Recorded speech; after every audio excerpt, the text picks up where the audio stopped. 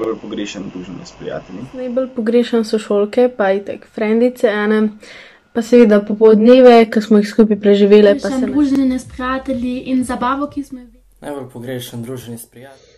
Ne pogrešam pospravljanja. Pogrešam prijatelje, druženje.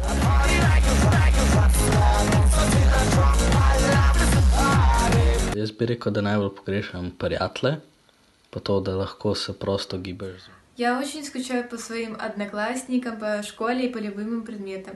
Также я бы хотела вернуться в общежитие, потому что там остались мои друзья. Pogrešam prijatelje, prijatelje, pač na splošno sovrstnike, družbo.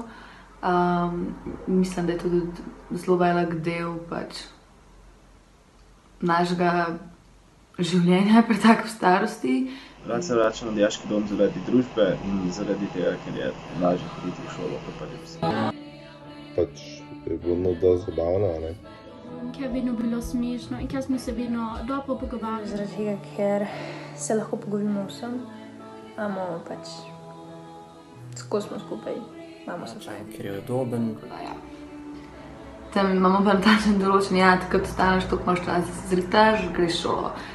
Si v šoli, ješ in greš spet v šolo, priješ nazaj v šolo, delaš na oba, če si prijen, drugače se zabavaš, nam skozi je neki, tako da...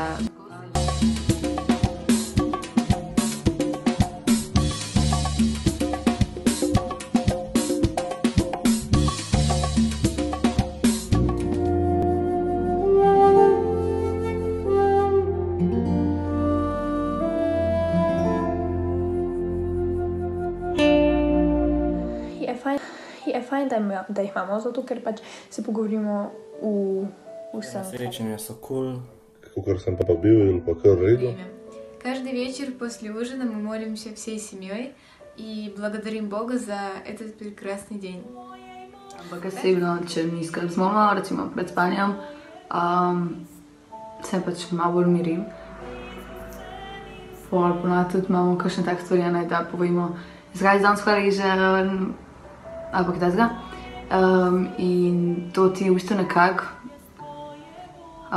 pomaga razmišljati o takih stvarih, ki jih ponovadi ne bi, in včasih ugotoviš kaj pametnega. Šola nadaljavo se mi ne zdi dobra ideja, zato ker manjka razlaga snovi.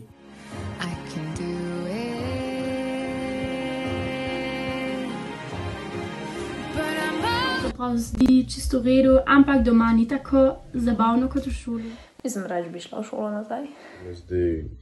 Meni posebno pač to ni dobro, ne?